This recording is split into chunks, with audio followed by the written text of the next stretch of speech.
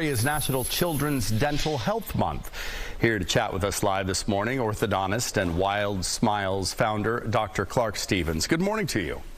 Good morning, Tower. How are you doing? I'm doing well, thank you. So first question, what are some, tricks, tips for parents who, are having trouble getting their child to brush their teeth properly? You say you got a toddler, that's always a challenge. Yes, that's always a challenge. You really need to do it for a toddler. I think you really need to show them and try to make it fun when you're doing it. And I think if you have some music they like or some videos they like, that's a great way to get a toddler involved. But when they come into the orthodontic office, I like to show them and tell them that they need to think about brushing one tooth at a time instead of just a timer. So start in the back and then move around to the other side. Right.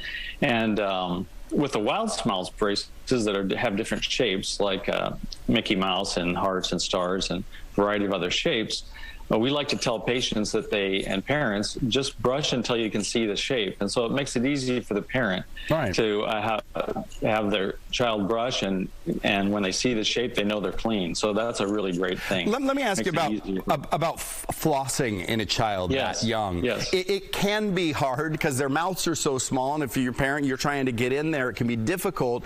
They're too young often to do it correctly, and it can hurt sometimes. Is it still very important for a kid that age to floss?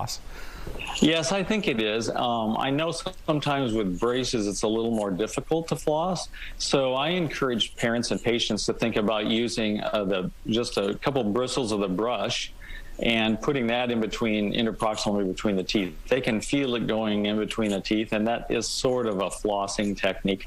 But we do show them how to thread floss through, and you can buy some products that have floss. The end of the floss is like a little bit of plastic, and it's easy to floss through. But it's a difficult procedure. Personally, I tie the floss into a circle, and then I floss in between my teeth, and I find that pretty easy. Oh, there you go. That's interesting. Let's talk a little bit about importance of forming these early habits early on in life. Yes. Yeah, so when, since I'm an orthodontist, when the patient first comes in and I see them, we take photographs and we go through an examination, you can tell pretty easily if they're a good dental flosser or brusher. And so I encourage them and tell them they're going to get a better result and their teeth are going to be healthy if they floss. Sometimes you can see really swollen teeth when they're kids, and so I explain it to them. And I think one thing that's important is for an orthodontist, the dental professional, is try to engage with the patient personally, to be kind of a team member with the parent, because they hear all this stuff from the parent, everything they're supposed to do and not supposed to be doing.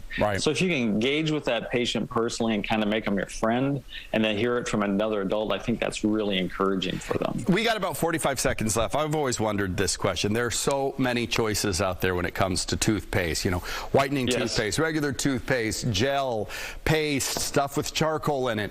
Are those all gimmicks, or is there one that we should just be looking for? I think most of them are gimmicks. I think whatever you want to use is fine. Whatever taste you like is great. I know a lot of kids like bubble gum, and I tell parents that's fine to let them use them. I get a lot of free samples. I don't have a preference, but if it has fluoride in it, that's better. Okay. I do give patients a prescription fluoride when they have braces on, and I think that's nice. All right. Hey, Dr. Clark, thank you so much. It was interesting talking with you. We appreciate your time.